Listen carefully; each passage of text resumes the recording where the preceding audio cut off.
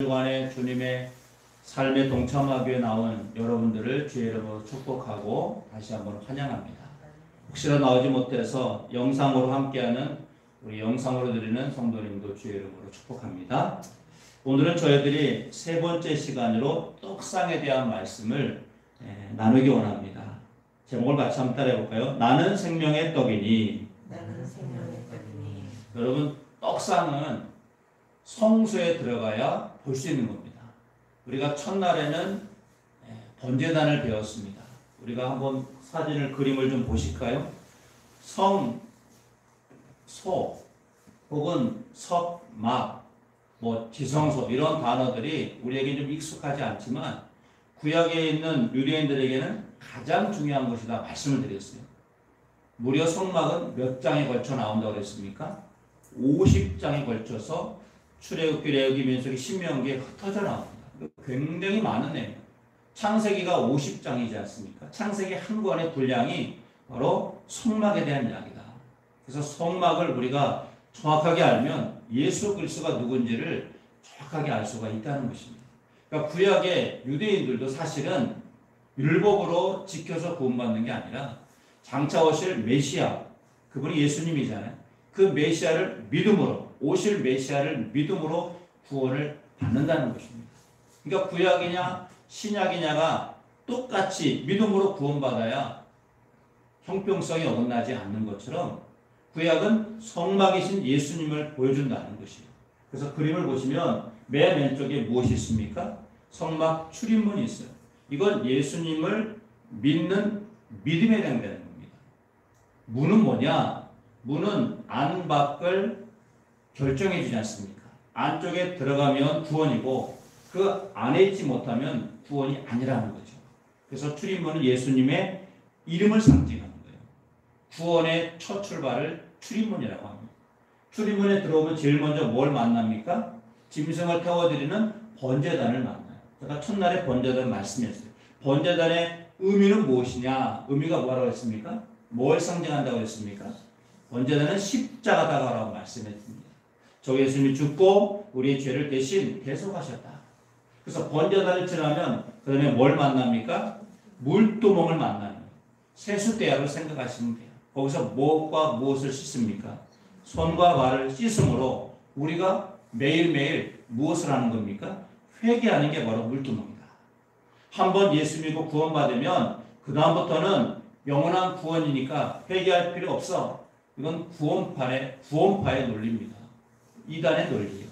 우리는 날마다 죽노라라고 말한 사도 바울처럼 회개하는 삶이 바로 물두멍이다.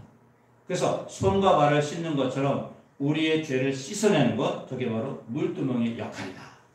자기를 부인하고 날마다 회개하는 삶, 그것이 바로 물두멍을 통해서 주님께 가야 된다라고 말씀드렸습니다. 오늘은 이제 성막 뜰에서 이제 성소로 들어가는 겁니다.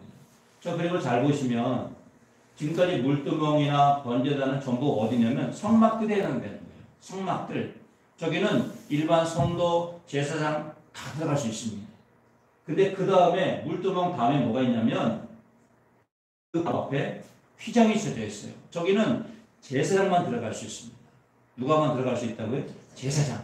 제일 처음에 들어가면 맨 오른쪽에 뭐가 있냐면 떡상이 있어요. 그림을 잘 보시면 그 떡상이라고 써놓은 곳에 작은 네모난 테이블 위에 동그라미 2개가 보일 겁니다. 그게 떡입니다.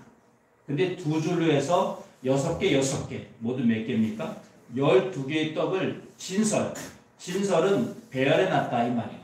그래서 병이란 말은 떡이란 말입니다. 두 줄씩 6개로 배열해 놓은 떡, 이거를 진설병이라고 합니다. 그래서 오늘은 떡상에 대한 말씀을 나누고요. 들어가서 성소 안에 들어가자마자 바로 오른쪽에 있는 것, 떡상입니다. 그래서 저기는 누구만 들어간다고요? 제사장만 들어갈 수 있어요. 일반인 들어갔으면 바로 죽습니다. 그러니까 성막 안에도 일반 성도가 들어갈 수가 있는 곳이 있고 제사장만 들어갈 수가 있다는 것이에요. 그리고 그 떡상, 그 바로 앞에는 분향단이 있습니다. 또 분향단이 휘장으로 되어 있어서 그 맨 오른쪽에 가보면 법궤라는 게 있습니다. 저기는 대제사장만 들어갈 수 있어요. 1년에 한 번만. 그러니까 얼마나 중요한지를 알 수가 있겠죠. 우리의 목적지는 어디일까요? 출입문을 지나서 원자단을 거치고 물도봉을 지나서 떡상을 지나서 분향단을 지나서 어디까지 간다고요? 법궤까지 가야 되는 거예요. 그래서 이번에 저희가 고난주간에 성막에 나타난 예수 그리스도의 마지막 종착점은 대제사장의 자리까지 나가는 겁니다. 그게 바로 법궤입니다. 여러분들이 주일까지 잘 따라오시면 아, 성막이 바로 예수님을 보여주는구나. 여러분들이 성막의 법궤에서 예수 그리스도를 만나시기를 제 이름으로 축복합니다. 오늘은 성소에 대한 이야기를 합니다. 그래서 성소, 떡상을 제일 먼저 만나는 것은 우리의 삶이 이제는 성막 뜰만 받는 게 아니라 성도의 수준이 아니라 제사장의 수준으로 살아가라는 거예요. 한번 따라해 보실까요? 제사장. 그 성경은 우리는 뭐라고 말하죠? 베드로서 2장 9절에 가보면 너희는 택하신 족속이요 왕 같은 제사장들이요 라고 말합니다. 그때 우리의 신분이 바로 제사장이라는 거예요. 영적으로. 누구를 믿으면 예수 그리스도를 믿으면 이제는 성도일 뿐만 아니라 제사장의 삶을 살아갈 수 있는 은혜를 주신다는 겁니다. 그래서 믿는 사람도요 그냥 교회만 왔다 갔다 하고 하는 성도의 수준을 사는 사람이 있어요. 그냥 예배만 드리는 거 이 사람. 근데 성도의 삶에서 주님은 이제는 제사장으로 나와라. 나는 네가 제사장으로 살기 원한다. 그럼 제사장 삶은 뭐냐? 떡상에 있는 떡을 먹을 수 있는 사람을 제사장이라고 하는 겁니다. 떡상의 떡은 누가 먹습니까? 저건 제사장만 먹을 수 있는 거예요. 그리고 제사장 가족만. 그렇지 않으면 죽습니다. 왜? 저기는 하나님이 명령하신 곳이에요. 그래서 우리가 예수님을 믿어도 나는 그냥 교회만 다니면 돼. 난 구원만 받으면 돼. 이거를 성막들의 신앙이라고 해요. 그냥 마당만 밟는 거예요. 교회만 왔다 갔다 하는 거예요. 이런 사람들이 굉장히 많습니다. 구원은 받았어요. 그런데 전진할 수 없어요. 더 이상 나가지 못해요. 왜? 결단하지 않습니다. 나는 이 구원받은 것만 만족해. 여러분 구원이 가치가 없다는 게 아니라 구원의 삶은 시작이라는 겁니다. 시작. 아이가 태어났는데 태어난 아이가 엄마 나는 이 상태로 살 거야. 나 그러니까 건드리지 마세요. 공부하라고 하지 마세요. 결혼하지 말라고 하세요. 결혼하라고 하지 마세요. 그럼 부모의 마음은 어떨까요? 안타깝겠죠. 사람은 사람인데 어른 구실을 못하는 거예요. 사람 구실을 못하는 거예요. 그래서 네가 태어났다면 이제는 사람 역할을 사람의 구실을 해야 돼요. 그게 바로 제사장의 삶이다 이겁니다. 제가 서론을 깊이 들어가는 이유는 우리가 성막이라는 것을 단계별로 알아야 된다는 거예요. 성막. 출입문을 지나서 바로 법궤로 가는 게 아니라 번제단을 거쳐서 물도봉을 거쳐서 그리고 성소라고 하는 곳에 들어와야 비로소 이제 내가 진짜 예수님과 교제합니다. 하나님의 관심은 교제에 있습니다. 여러분 사랑하는 남녀가 우리 어디에서 만납시다. 그리고 헤어집니다. 내일도 어디서 만납시다. 10년하고 20년하고 30년 한다면 행복할까요? 결혼을 해서 한 몸이 되고 자녀를 낳고 삶의 희노애락을 경험하면서 사는 것 이게 진짜 행복인데 우리 만나고 헤어지기만 합시다. 그런 인생을 살면 삶의 진짜 맛을 알 수 없다는 거죠. 그래서 우리는 성수에서 주님을 위해 살기로 결단한 예배자의 삶 그게 바로 떡상을 먹는 삶이라는 것입니다. 오늘 말씀 떡상은 생명의 떡으로 오신 예수님을 상징하는 게 떡상입니다. 결론적으로 말하면 떡상은 예수님을 상징한다는 거예요. 우리 오늘 본문의 말씀 23절을 같이 한번 읽어보겠습니다. 25장 23절 시작. 너는 조각목으로 상을 만들되 길이는 2규빗, 너비는 1규빗, 높이는 1규빗 반이 되게 하고 아멘. 자, 제일 먼저 성소에 들어가면 오른쪽에 무엇이 있습니까? 떡상이 있어요. 여기 잘 보시면 떡상이 보입니다. 떡상을 제가 한번 확대 보여드릴게요. 화면 한번 넘겨보겠습니다. 다음, 네, 앞에 있네요. 이게 떡상이에요. 떡상을 잘 보시면 맨 아래 받침대가 있고 그리고 그 상이 있습니다. 근데 상을 잘 보시면 저거는 조각목으로 만들었다고 했어요. 조각목이 뭡니까? 시띠나무, 아카시아나무, 가시나무를 말하는 거예요. 저 가시나무를 연결해가지고 전부 금으로 씌운 거예요. 그래서 잘 보면 저 네모난 상 위에 손바닥 높이만한 턱이 있습니다. 턱 보이시나요? 그래서 떡을 올려놓고 시띠나무로 만든 그 조각목 위에 전부 금으로 두는 거예요. 그래서 고리도 시띠나무로 만들어서 조각목으로 만들어서 금으로 씌우고, 그 다음에 저 상도 금으로 씌우고, 그리고 그 위에 두 줄로 해서 떡을 올려놓습니다. 6개씩 6개. 그래서 12개의 떡을 올려놔요. 저거를 진설병이라고 하는 겁니다. 저건 누구만 먹습니까? 저거는 제생 먹을 수. 왜? 저기는 제생만 들어올 수 있거든요. 일반인 들어갈 수가 없어요. 그래서 떡은 제생만 먹는데, 그럼 그 떡이 뭐냐? 요한복음 6장 51절에 가보시면 나는 하늘에서 내려온 살아있는 떡이니 사람이 떡을 먹으면 영생하리라. 내가 줄 떡은 곧 세상의 생명을 위한 내 살이니라 하시니라. 아멘. 예수님이 당신을 이렇게 선포하십니다. 나는 하늘에서 내려온 살아있는 떡이다. 한번 따라보실까요? 살아있는 떡. 그래서 진설병은 장차 오실 예수님이 살아있는 떡이라는 것을 보여주는 게 바로 저 진설병이에요. 그러니까 구약의 유대인들, 특별히 제사장은 저 떡을 매일 먹으면서 누구를 기다릴까요? 살아있는 생명의 떡이신 메시아 예수님을 기다린다는 겁니다. 그게 유대인들의 구원관이에요. 메시아가 오시면 우리를 이 떡처럼 육신을 살게 하는 것처럼 영생을 살게 할 것이다. 그게 바로 떡상입니다. 우리는 저 떡을 지금 매일 먹고 있는 거 아십니까? 지금도 먹고 있어요. 요한복음 6장 47절에 가보시면 진실로 진실로 너에게 이르노니 믿는 자는 영생을 가졌나니. 믿는 자는 영생을 가졌나니.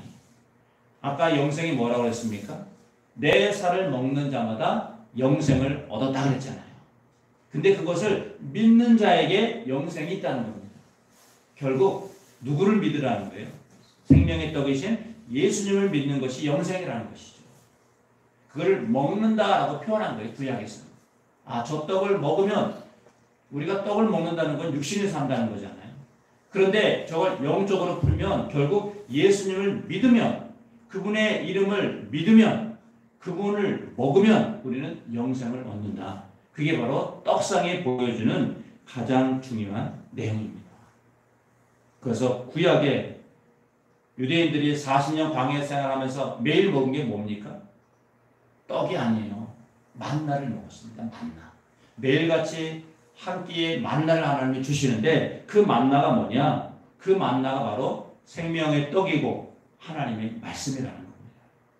신명기 8장 3절에 너를 낮추시고 너를 줄이게 하시며 또 너도 알지 못하며 네 조상들도 알지 못하던 만나를 내게 먹이신 것은 사람이 떡으로만 사는 것이 아니요 여호와의 입에서 나오는 모든 말씀으로 사는 줄을 네가 알게 하려 하심이니라. 아멘. 우리가 육신의 양식인 밥을 먹을 때마다 우리는 밥이죠. 유대인들은 떡을 먹습니다. 떡을 먹고 밥을 먹을 때마다 아, 우리는 하나님의 말씀을 먹어야 무엇을 얻습니까? 영생을 얻는구나. 이게 떡상이 의미하는 가장 중요한 내용이라는 거예요. 사랑하는 성도 여러분, 오늘도 떡상의 떡이 이 땅에 오신 예수 그리스도를 우리가 믿음으로 구원과 영생을 얻었다는 이 믿음을 가지고 살아가시기를 축복합니다. 여러분들이 지금 말씀을 듣는 것은 생명의 떡이신 예수님을 지금 받아먹고 있는 것과 똑같다는 겁니다. 영이 말씀을 들으면 마치 육신이 떡을 먹듯이 영은 말씀을 먹고 자라는 거예요. 그래서 여러분들이 말씀과 동행한다는 것은 늘 말씀을 먹는 겁니다. 말씀을 소화시키는 거예요. 말씀을 이해하고 깨닫고 내 삶에 체화시키면 그게 바로 생명의 떡이신 예수 그리스도를 먹는 것이다. 이 말씀이에요. 그리고 떡상은 제생만 먹을 수가 있는 겁니다. 레위기 24장 9절에 가보시면 이 떡은 아론과 그의 자손에게 돌리고 그들은 그것을 거룩한 곳에서 먹을지니 이는 여호와의 화제 중 그에게 돌리는 것으로 지극히 거룩함이니라. 이는 영원한 규례이니라. 아멘. 아론과 그의 자손들은 그것을 거룩한 곳에서 먹으라는 거예요. 그럼 지금의 말로 번역하면 뭡니까? 아론과 그의 자손들, 제사장과 그의 자손들, 왕 같은 제사장들인 저와 여러분들이 거룩한 곳에서, 거룩한 곳이 어디입니까? 하나님의 말씀이 선포되는 곳이 거룩한 곳이에요. 바로 지금 여러분들이 거룩한 곳에서 말씀을 먹고 있는 겁니다. 그게 떡상이라는 거예요. 구약에는 제사장이 들어가서 떡상을 직접 먹어야 구원을 얻는다면, 지금 우리는 하나님의 거룩한 구별된 예배당에서 말씀을 듣고 그 말씀을 먹으면서 구원과 영생을 얻는다, 이 말씀을 하는 것입니다. 그래서 우리를 베드로전서 2장 9절에서는 너희는 택하신 족속이요 왕같은 제사장들이다 라고 선포하는 거예요. 저와 여러분은 누구라고요? 왕같은 제사장들. 한번 따라해볼까요? 왕같은 제사장. 그게 우리 신분이에요, 여러분. 나 한 사람이 예수 믿고 구원받으면 됐지, 이게 아니라 여러분 한 사람을 세워서 제사장으로 쓰기를 원하신다는 겁니다. 나 한 사람이 세상을 살리는 사람, 중보하는 사람. 제사장이 뭐하는 사람이죠? 백성들의 죄를 하나님께 고하면서 그 죄를 용서하도록 중보하는 사람이 제사장입니다. 그냥 우리가 한 사람으로 구원받은 백성으로 사는 게 아니라 예수 그리스도의 중보자의 역할을 감당하는 제사장을 우리에게 주셨다는 거예요. 이 믿음을 가지고 살아가시기를 주의 이름으로 축복합니다. 그래서 떡은 언제 먹느냐? 안식일마다 먹어야 되는 거예요. 안식일마다 떡을 다시 새롭게 다시 올려놔야 돼요.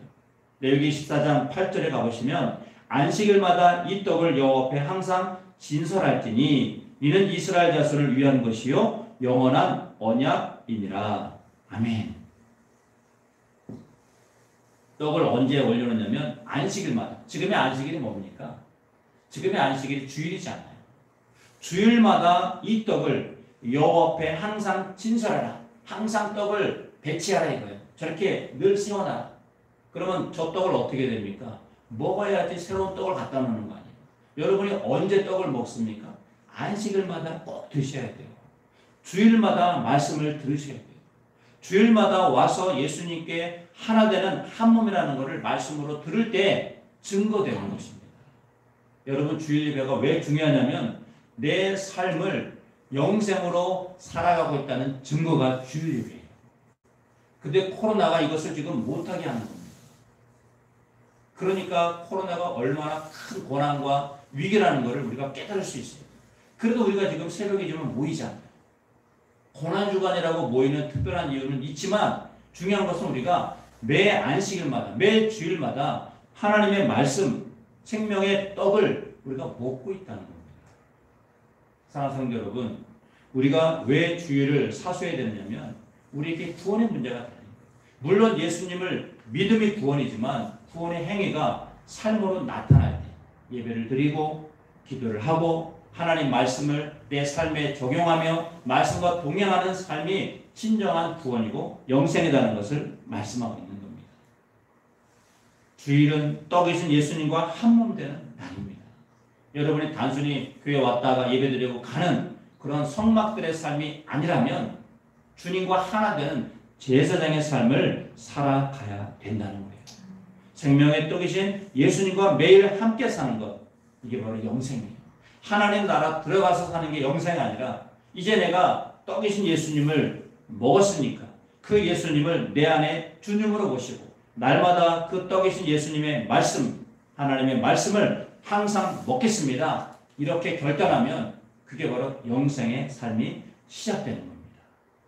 출애굽기 25장 30절 우리 마지막 절 같이 한번 읽어보겠습니다. 상위에 진설병을 두어 항상 내 앞에 있게 할지니라. 아멘. 항상 내 앞에 떡을 두라는 거예요. 하나님 앞에 항상 떡을 먹는 여러분들이 있으라 이 말이에요. 생명의 양식인 예수 그리스도와 항상 함께 있으라 이겁니다. 그래서 우리 교회 올해 표어가 뭡니까? 말씀과 동행하는 교회잖아요. 주제 말씀 뭐죠? 내가 세상 끝날까지 너희와 항상 함께 있으리라. 주님이 우리와 함께 한다는 거예요. 조건이 뭡니까? 우리가 주님과 함께할 때, 주님의 말씀을 먹을 때, 주님의 말씀으로 내가 살기를 결단할 때 주님도 약속해 주십니다. 내가 너와 항상 함께하겠다. 그게 영생입니다, 여러분. 하나님 나라 들어가는 게 그게 영생이 아니라 지금 내가 주님과 함께하고 있구나. 내 안에 주님이 있고 내가 주님이 안에 있다는 것, 이게 영생이라는 거 여러분 믿으십시오. 다른 게 영생이 아니에요. 하나님의 아들 예수님이 내 안에 주인으로 거하시고 그분이 나의 왕으로 내 마음속에 있다면 그게 영생이 시작된 겁니다. 아, 내가 지금 영생을 사는구나. 살고 있다는 것을 떡으로, 말씀으로 늘 먹고 증거해 주시라는 거예요.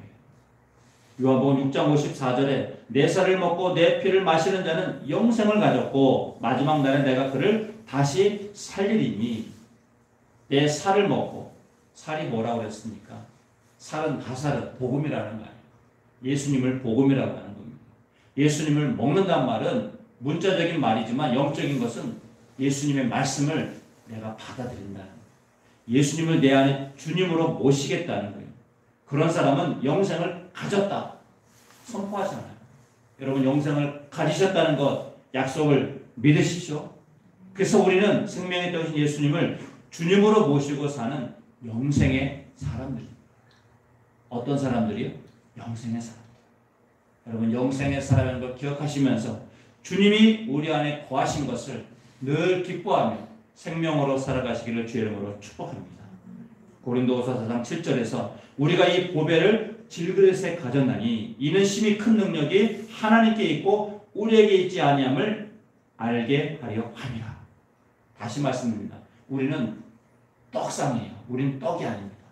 저 그림을 잘 보세요. 떡이 어디에 있죠? 떡상 위에 있는 거예요. 떡상. 우리는 떡상에 해당되는 거예요. 질그릇.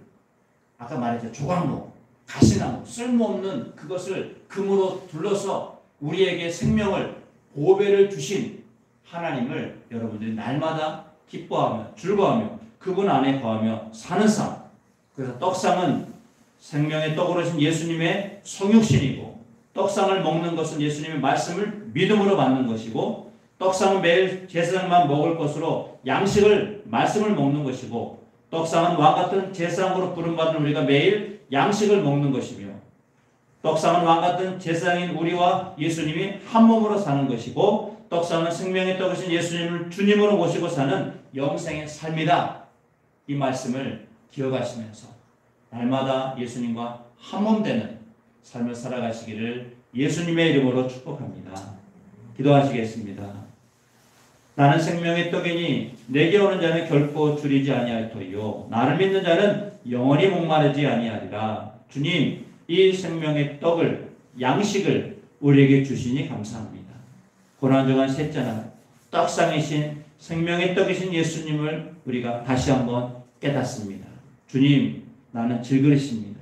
나는 조각목처럼 가시나무처럼 쓸모없는 존재였는데 내 안에 보배이신 예수님, 떡으로 오신 예수님, 나를 주인 삼아 나에게 주인 되어서 이 땅에 살게 하신 주님을 찬양하며 영광 돌립니다. 내 안에 생명이신 예수님이 나에게 영생을 주셨습니다. 나는 오늘도 영생의 사람으로 살겠습니다. 영생을 기뻐하며 주님과 함께하는 한 몸의 삶을 살겠습니다. 이렇게 결단한 저들을 축복하여 주시옵소서. 특별히 고난 주간에 예수님이 우리에게 생명의 양식인 말씀을 주셨사오니 오늘도 이 말씀 붙잡고 살아갈 때 주님 늘 영원히 함께 동행하여 주시옵소서. 예수님의 이름으로 기도합니다. 아멘. 이 시간 우리 기도할 때 주님 날마다 생명의 양식으로 살아가는